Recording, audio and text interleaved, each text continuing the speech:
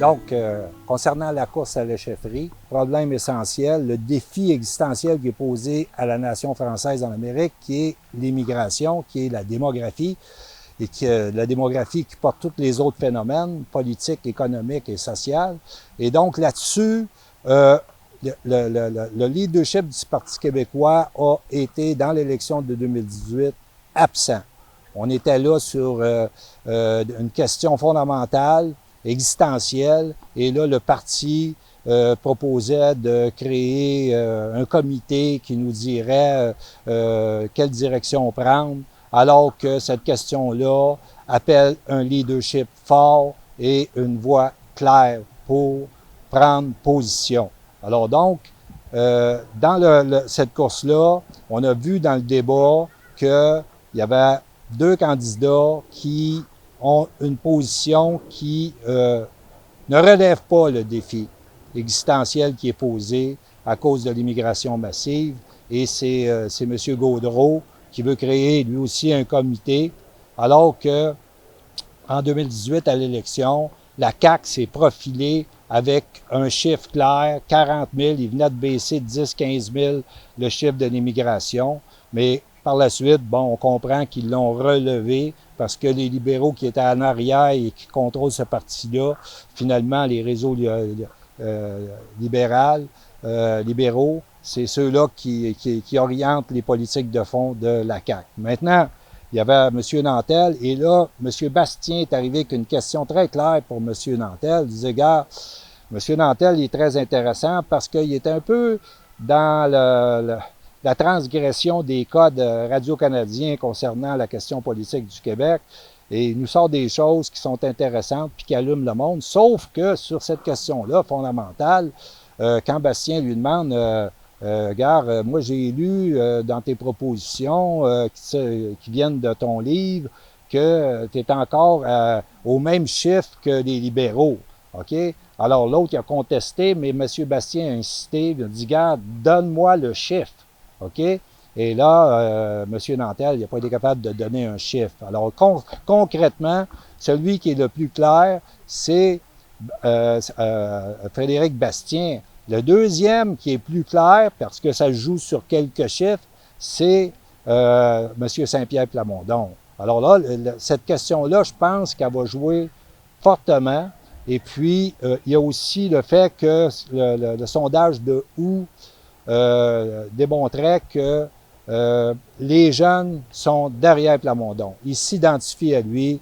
Il a fait beaucoup de travail de terrain. Il a beaucoup parlé aux jeunes. Et puis, c'est là qu'il représente une chance pour le Parti québécois, surtout si, on l'a vu dans le deuxième débat, faire un clin d'œil très fort à Frédéric Bastien par rapport au cadre stratégique de M. Bastien, qui est attaquer le régime libéral systématiquement et de manière très précise et documentée et rigoureuse. OK? Ça fait mal. Et puis, il a discrédité complètement l'appareil judiciaire fédéral. À lui tout seul, Bastien. C'est un combat solitaire. Mais là, qu'est-ce qui arrive, c'est que M.